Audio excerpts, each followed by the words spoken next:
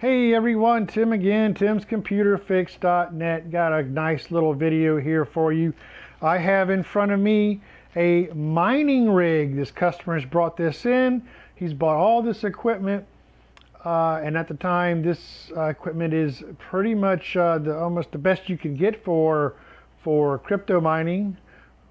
But he has purchased all this and has not been able to get it running right or stable or anything like that. It can be quite daunting. So look, this video, I'm going to introduce you to this equipment in just one second, but this video is not a guide. This is not going to tell you how to run your rig. I'm just going to show you what equipment we're using here, and I'm going to give you a basic rundown of what all needs to be configured and set up if you're thinking about doing any type of mining with a similar rig like this.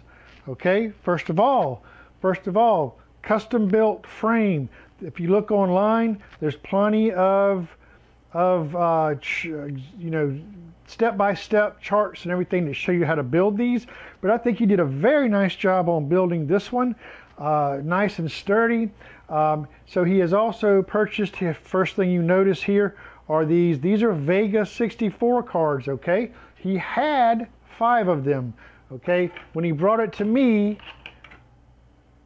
the 5th one, or the one that was in this slot here, was dead. So I don't know what's been going on before it got to me, but that is a dead card. That is a shame. It's still under warranty.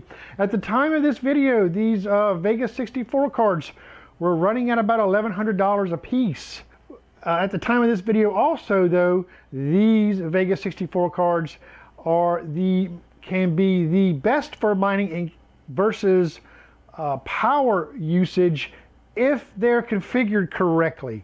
These are very power efficient cards, especially when doing Monero mining, which is what this is going to be set up for. So these are your Vega 64 cards, and then we have an ASUS motherboard there. That's a Strix Z270E gaming. Don't really need much. This motherboard has been recommended by ASUS for mining, so you might want to keep that in mind. I think there is a way to have up to 6 of these cards supported by this motherboard. We got a very simple Intel Pentium G4400 3.3 gigahertz. That's just a simple dual core processor, no hyper-threading or anything like that. You don't need a massive processor for mining. 16 gigs of dual channel memory back over here. That's all you need. You don't need nothing special with memory either. And you need at least 120 gig SSD. That's all you need. And then of course the main thing here, and notice how I'm only using one Thermaltake 1200 watt power supply, and then we purchased a separate button here to power this machine on. All of this can be found down in links, and to these items can be found down in the chat below. But you know, a lot of rigs, they're saying that you need to use 2 power supplies because of all the power that you're being used. This rig is running just fine mining off of 1 power supply, so that does say something about power efficiency. So bear with me everyone, because I'm just kind of trying to run through this as quick as I can.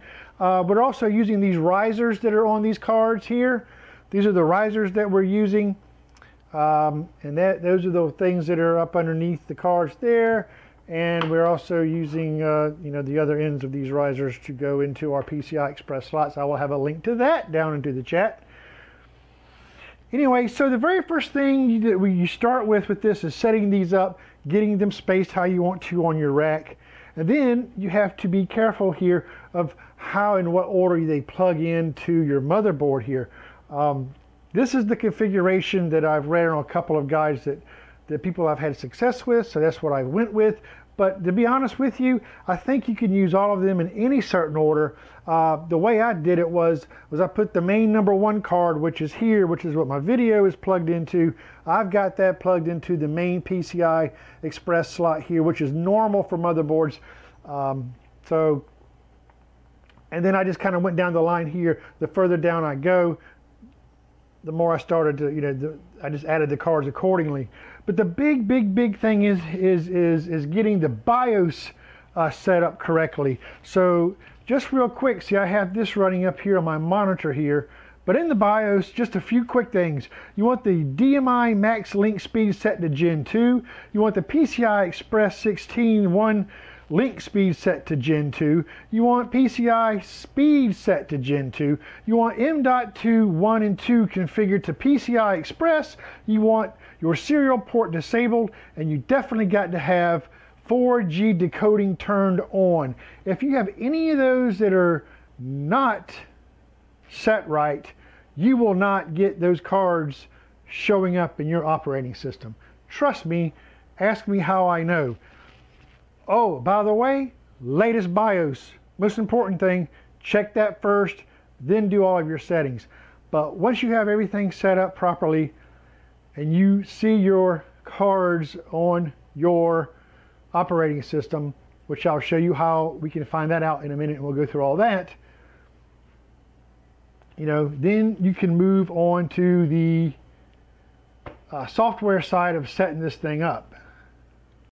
So I don't have any type of a wattage meter or anything set up where this rig is plugged into, so I don't know exactly how much power we're pulling at full speed. All I know is that they're running nice and stable off of this 1200 watt power supply. I mean, I'm just trying to give a basic idea, everyone, of kind of what it takes to get one of these machines going, in case you are interested in starting one. So let's go ahead and get remoted into our rig here so I can show you some of the settings that need to be done and the steps you have to take to get this mining rig going. Okay everyone, we are now at the desktop, remoted into the desktop of the miner itself. So I'm just going to go over some real quick things, just basic things, touch on each one that you need to do to set up a proper mining rig using these Vega 64 cards. Okay, the very first thing you need to make sure that you have is the Fall Creators Update or higher. You can find that out by going into System here, right click on the Start button and go to System, and you can see here that this has the 1803 version, so you want that or higher. Okay, and so I have put all of my software that I've used in one folder here. So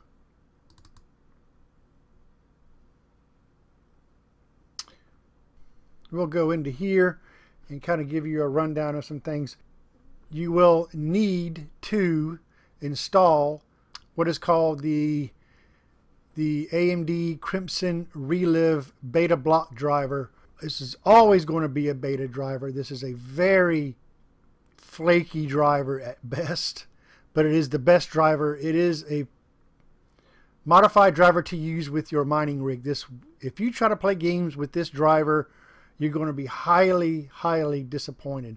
But before you install that, you want to make sure that we have all 4 cards showing here.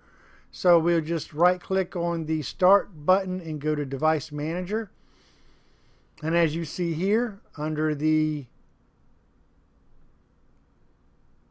display adapters, we will see all 4 Vega cards.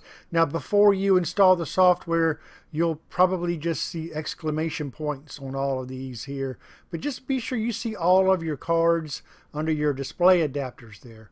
We'll come back to this here in a moment. Okay, so then you want to install real quick the beta block drivers, the ReLive beta block drivers from AMD.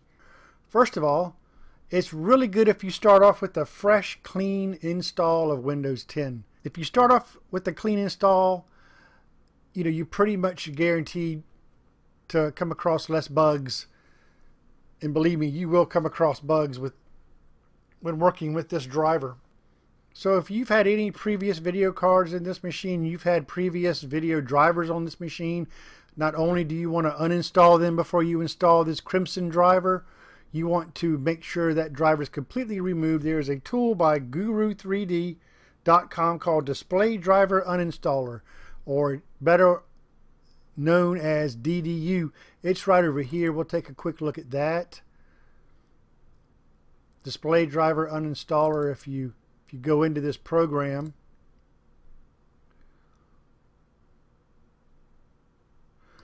and this will tell you that you're better off in safe mode to use this, which is something that you want to do. You have to reboot in safe mode and run this tool. Be sure you pick your driver and be sure that you uninstall the proper driver. Be sure there's no other drivers on here, whether it be NVIDIA or AMD. You want to do this in safe mode and then reboot your machine, which it will reboot it for you. If you click clean and install, it will reboot it back into normal mode, and that way you are 100% sure that there are no other driver fragments on the computer. Then you want to go ahead and install your Crimson Beta Block Driver, and with this, when you install it, you do not want to install all the extra software. You do not want to install anything else but the clean driver itself. And once you install this driver, do not reboot your computer, because we now need to go in and disable Crossfire. To disable Crossfire, this is going to require having to go into your registry. We'll go to regedit here real quick.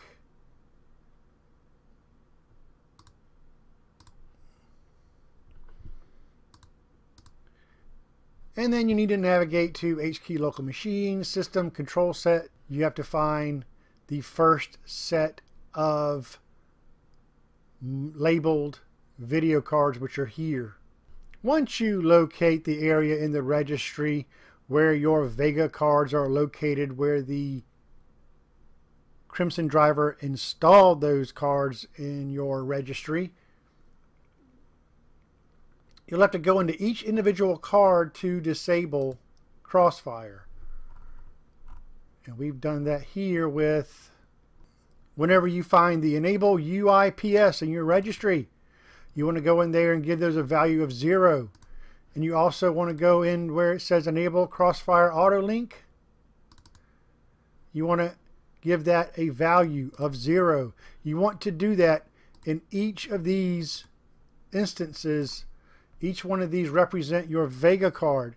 And also take note of how your Vega cards are being noted here, or being numbered here, because you will need those later. So now, after that, then you can reboot your computer. That way, Crossfire does not come in play at any point in time. If it does, if you happen to enable Crossfire and it starts using Crossfire, your drivers will go corrupt, your miner will not work. Very flaky drivers, trust me on that. Okay, your power settings, that's something we need to get into. So if we go into your power settings here, we need to have these set to where your computer does not fall asleep and your hard drive does not fall asleep. We have put the computer to sleep never. You do change advanced settings. Sleep is set to never on every setting we have here. No hibernating, nothing like that. And then the hard drive are set to turn off hard disk settings never. So that's set properly. So that has to be set. Okay, in advanced system setting, we need to change the virtual memory. We need to allow plenty of virtual memory space for these miners to work efficiently. So in this case, you just want to type down here, advanced system settings. You want to go into system settings here. We'll close this off. Bring this over here. And you want to click your performance tab. Under your performance tab, you want to click advanced tab. Then you want to change your virtual memory. When you change that, you change everything to 6,000 is what you want there. You want to allow maximum size 6,000. Then you want to go into your group policy editor. Yes, group policy. We need to go in there and make a few changes. If you go under computer configuration, Windows settings, go under security settings, local policies, user rights assignments. You want to, once you select that, you want to go down to the local pages in memory, and you want to be sure you're added the name of the computer on that is the administrator account. on your miner. Be sure you add that here. If it's an email address that you set up with, you can put the email address, you add user group. You'll know it'll be successful when you hit OK, and you'll see a line underneath your user that you added, and that's how you know it will work, and that allows proper permissions for your virtual memory to be set properly. Okay. You also want to use remote desktop software of your choice. You can use Google Remote Desktop if you want to access your computer locally. Is probably the best thing. I'm using Splashtop. There's several other ones to choose from. This way is if you're running headless and you're only using a monitor simulator adapter, you know, you'll still be able to go into remote into your miner and check on things, make any changes, reboot the machine, or what have you. Okay, from there, you want to be sure to disable all Windows updates. That can be done. I'll leave a link down in the chat with a group policy settings. You have to change several group policy settings and a few other registry things that you can do to be sure you disable Windows updates. Also, we want to be sure that we block any type of software updates. Say for instance your drivers. We'll go to hardware here.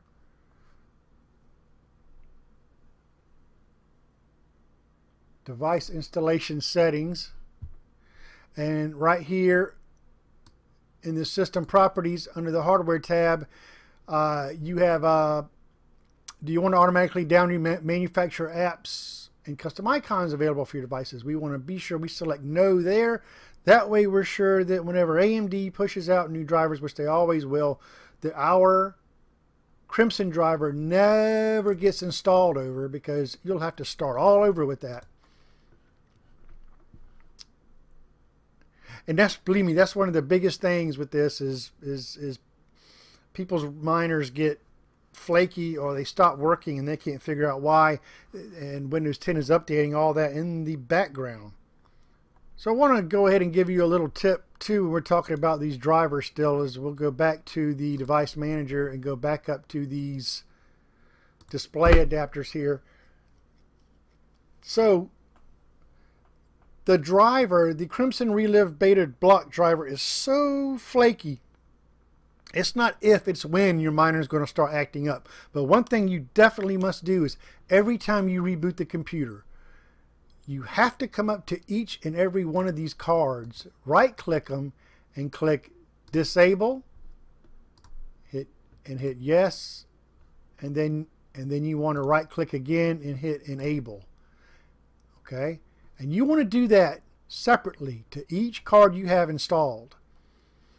This resets the driver and everything for the cards, and sometimes it requires doing it twice. If your miner is acting really weird, you need to go in and do that with these cards. And you definitely have to do it every time you reboot. That's just how flaky that driver is. Trust me though, once it's up and mining and you have all this correct, you won't have to worry about it for quite some time. But you do have to keep checking on it. Okay, so the next piece of software you'll need to have installed is called Overdrive NT Tool. I'll have a link to that down in the chat. I have it right here. So once you install it, basically what it is a tool that controls the parameters of your video card. So if this is the .ini that it creates, okay, so I'm going to edit this, and believe it or not, these aren't the default profiles here. These are profiles that I've added, but with the guide that I was using,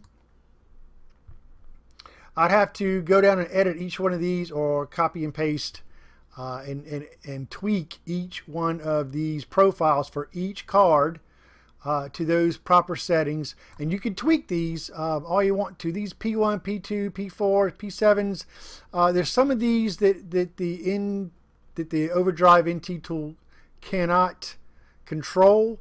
So some of these are power states, some of these are memory power and what have you, but it does control some of them. In order to tweak the others, you would have to use registry tweaks to do so. There are guides on that also.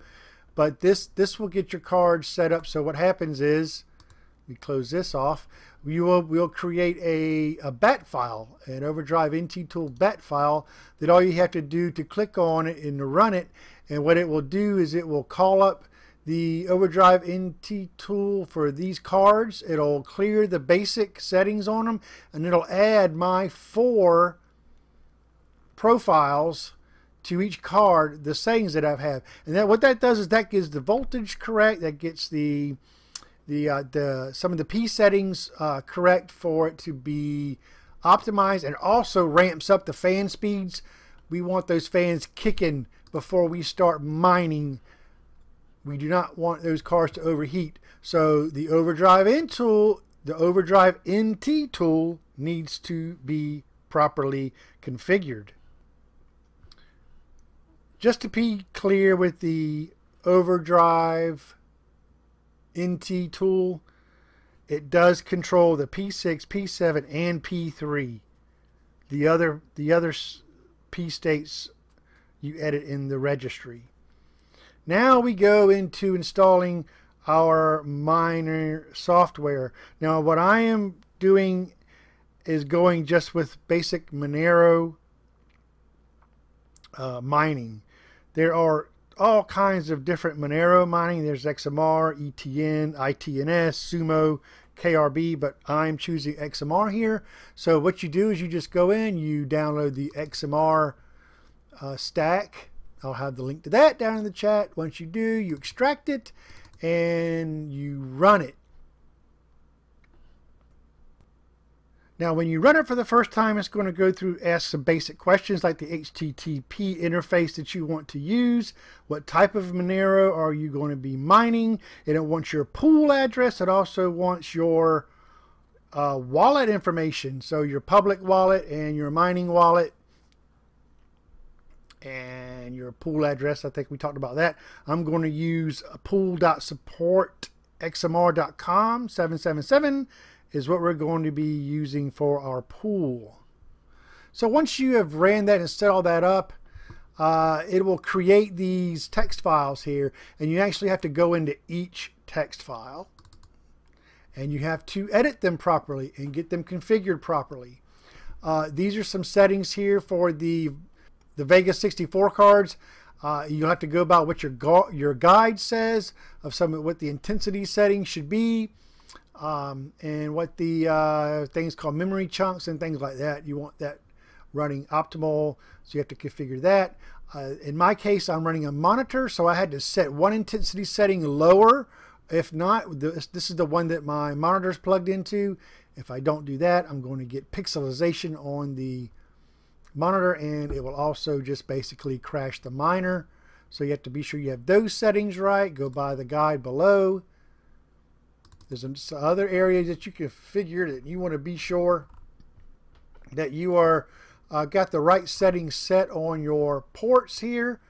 You want to be sure you have the right port configured on that config file. Your CPU, this is where you configure your CPU if you're using a processor that's using multi-thread or using hyper-thread. You have to set these affinities different. This is just this is a dual-core processor, doesn't have hyper-threading, so I'm going to configure that appropriately in this setting here in this text file. And then the pools, this tells you what pools you're using and what have you. There is that, and that's once you have all that set up, then you have your XMR mining software ready to go. Okay, that's pretty much the extent of it. There are some programs such as JJ's Precious Guardian that you can install and configure that will monitor if the computer crashes, and it will email you and to let you know that it's crashed, and it will also automatically have a script that reboots the computer, or during boot it automatically starts your Overdrive NT Tool and starts mining again. So that's a pretty nifty tool there if you want to experiment with that. But takes quite a bit, everyone, to get these miners going properly. Like I say, I'm using just the Monero here on the Vega cards, so it's going to differ on every computer and every bit of hardware that you have.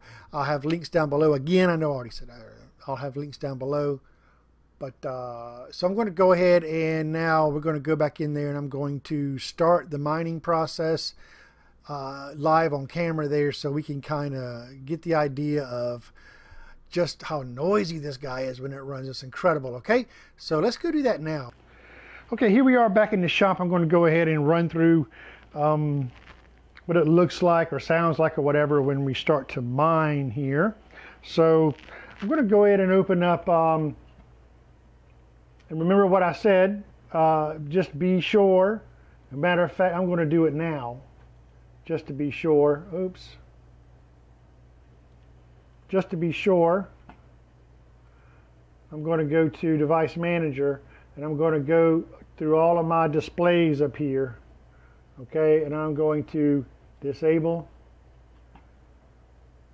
Yes. Enable. Okay, I just heard the fan rev up and it should rev down. Disable. Yes. And of course the screen will blank out, and then I'll enable it. So we got to do this every time you reboot the computer. Give it a second, it'll come back up. Okay, let's go ahead and do it with this Vega here. Disable. Yes. Enable. And last one. Disable. Yes. Okay. And then we'll enable. Okay. Every time you got to do that. It's a bit annoying, but trust me, it will clear up weird problems. And I'm sorry if this camera work isn't perfect, man. I am just trying to work this out so everyone can see and everyone can hear, because it's quite a thing to hear. Let's go ahead and go into our software, and we'll go, remember what I said about the Overdrive NT Tool.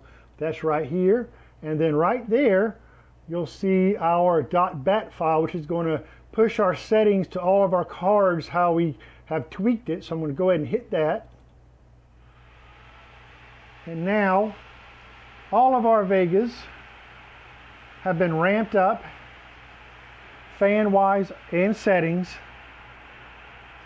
and they are now prepared to mine. So let's go ahead and start mining here. XMR-STAK. Go to XMR.exe. Here's all of our files that we have already configured. All of our text files. We'll go ahead and run it. Yes. And we are now mining.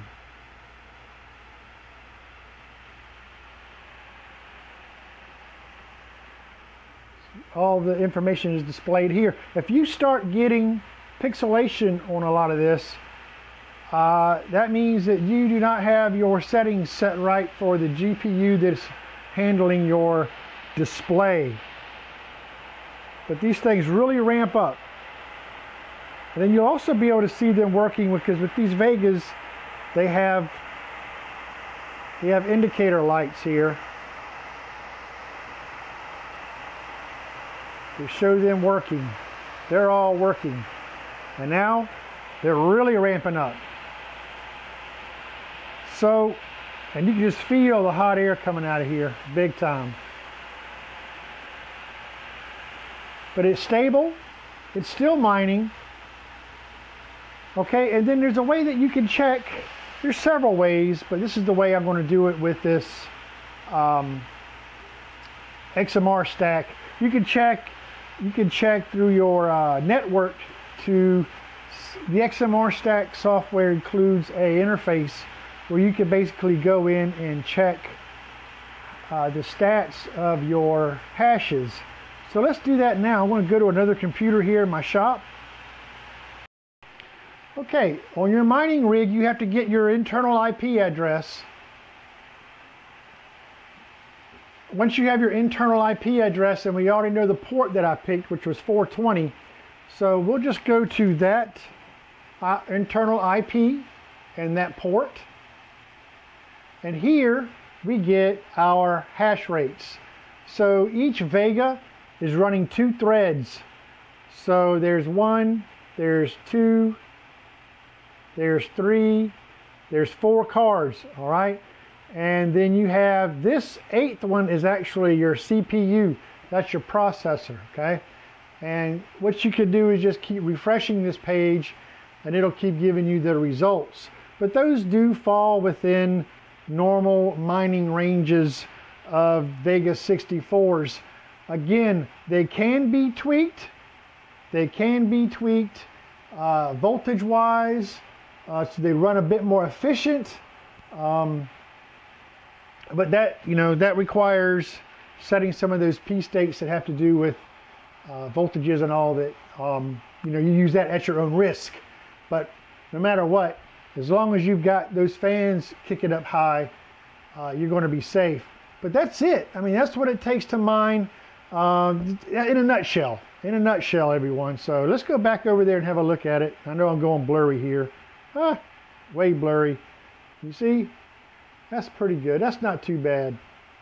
Oh, hey everyone, real quick, I want to give a quick shout out to @CircusDad for his excellent mining, for Vega mining, his guide. It's over at vegaminingguides.com. Head over there, check out his guide there. It's outstanding, helped me out a lot here. I just want to give a shout out to him. And if you feel like it, and I think you should donate to this guy. He went through a lot of trouble to make this guide, and it's a very thorough guide. So good job @CircusDad.